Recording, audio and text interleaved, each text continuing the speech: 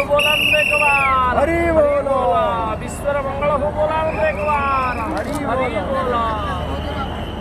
ओ कालिया सुनार भक्त ही सर्वस्व, भक्त बिना पूजा अधा, जेते भी कठिन हेउता दर्शन न सई मने बाधा। गहली भितरे शुभहिता नाम थाउ ग्रीष्म वर्षा शीत, विश्व ब्रह्मांडर नियंता होइबी भक्तता प्राणर मित, भक्तता प्राणर मित।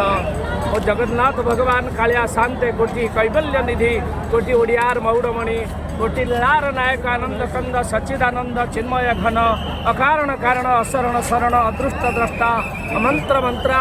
आषाढ़ मास शुक्ल पक्ष द्वितीया तिथि सुसज्जित हो रही रथरे घर घर नाद करी जन्मवेदी अभिमुखे श्री गुंडीचा मंदिर को यात्रा करथिले माँ को कोल को अंतर्वेदी को, अंतर्वेदी रे नवदिनात्मक यात्रा सारी मो प्रभु आज बाहुड़ी आसीछंती सिंहद्वार मुह को पूर्ववत।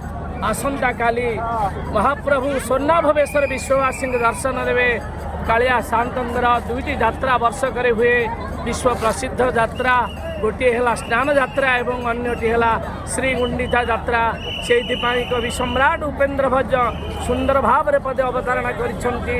स्नान गुंडीचा एवेनी यात्रा दोया जारा,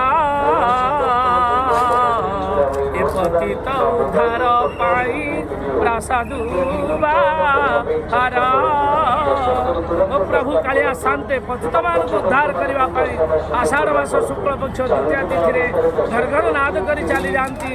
एवं आउ गोटे पुराण वर्णित कथा अच्छी, चापेशु मधुसूदन दोले तु दोल गोविंद रथे तु बामर दृष्टवा पुनर्जन्म न विद्यते। रथरे रथारूढ़ ठाकुर को दर्शन कले शास्त्र कहती आ पुनर्जन्म हुए ना। ए जीव आउ ए कलिकलमुष संसार को आसी कलबल हुए ना।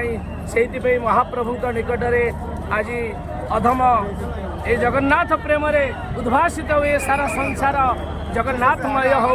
महाप्रभु समस्त को शंखरे पुरे चक्र आढ़ुआल कर रखु। एति कही मु मोर वक्तव्य सांग करुच्ची।